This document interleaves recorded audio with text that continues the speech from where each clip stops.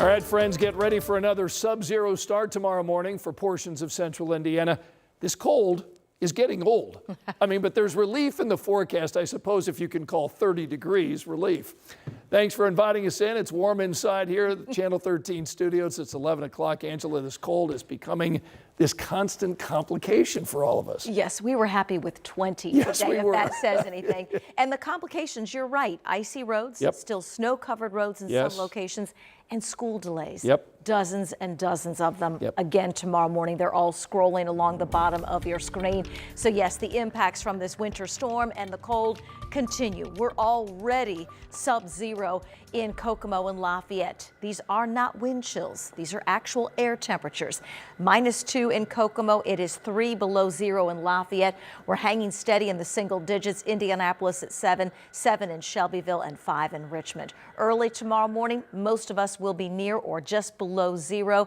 Temperatures will climb through the single digits. Still cold enough for a few slick spots, and where we have the snow-covered roads, that's an issue as well. That's not going anywhere. You'll need the layers again tomorrow. High temperatures expected in the teens and low 20s. So the weather impact alert continues, mainly because of the below zero temperatures and wind chills and the fact that we have more school delays for tomorrow morning. All right, Angela, thanks. So road crews have just wrapped up this extended shift that they've been working to battle this massive snowstorm, but you can still report any spots that they may have missed in your neighborhood. Tonight, our Alex Almanza gives us a look at the roads. Alex, snowfall may be long gone, but the effects are still being felt, aren't they? Yeah, certainly, Scott. So we're here on the west side of Indianapolis on one of these residential streets. And my photographer, Colton, and I are just kind of taking a look at some of these side streets. And you can see that, especially on this street right now, a plow has kind of gone through and done that work. Now, there are lots of city miles to cover, especially for DPW. And so what they're doing now is, as of a couple minutes ago, Indy DPW has ceased their 12-hour shifts, and now they're kind of going into this kind of review mode. So what happens now is Indy DPW, they called out those contractors to pick up some of these side streets, and they're taking a look at the work that some of those contractors did.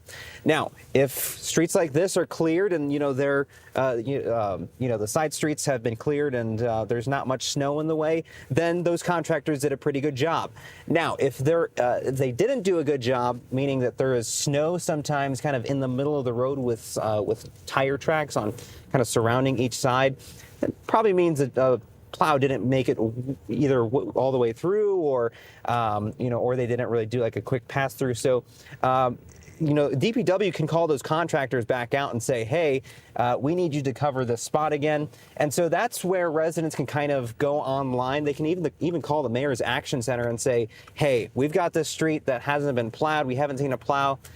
Can we have someone come out and do that? So that's what Indy DPW says that residents have the power to do. If there are segments that have been reported to us and we have inspected and we disagree with the completion on that, yes, those contractors go back out.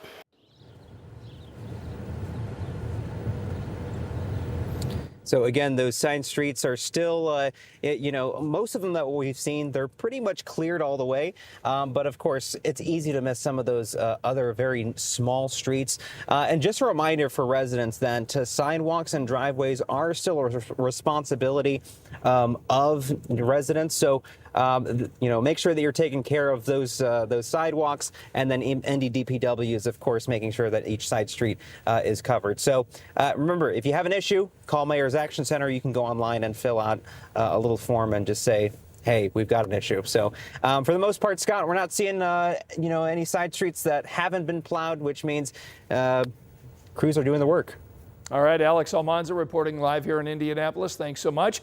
Tonight at 11, an Indiana State Trooper is now recovering after a crash on I-70. This is the 6th time that a state trooper has been involved in a crash in 5 days. State police shared photos tonight on social media. All of this unfolding on the interstate just west of Plainfield. Police tonight are telling us the trooper was investigating a separate crash when another car spun out of control and hit his cruiser. State police are hardly alone here. There have been hundreds of crashes linked to this big winter storm. Even if the road looks like it's clear and dry, you have to anticipate those changing conditions, those icy spots, because the bridges, the overpasses, the ramps, they're icy, they're slick, and they're going to remain that way throughout the weekend. The trooper and the other driver in this most recent accident were taken to the hospital, but we're told they are expected to both be okay. Police tonight are urging drivers to slow down and pay attention. And we can also see the progress on the state's travel advisory map. I want to show you this.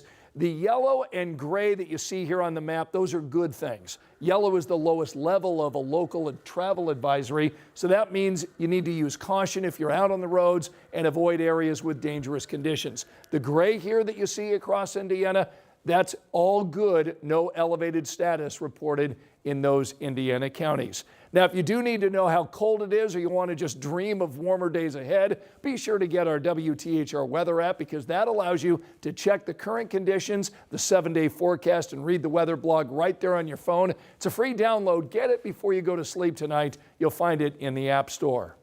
Tonight, IPS is taking center stage at the Indiana State House. State lawmakers right now are weighing a bill that would change how IPS schools and the charter schools in its boundaries operate.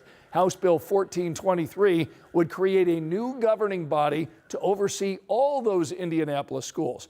So the focus here would be on controlling school buildings and transportation. State lawmakers just passed one amendment to this measure. That came from the bill's author, Republican State Representative Bob Benning.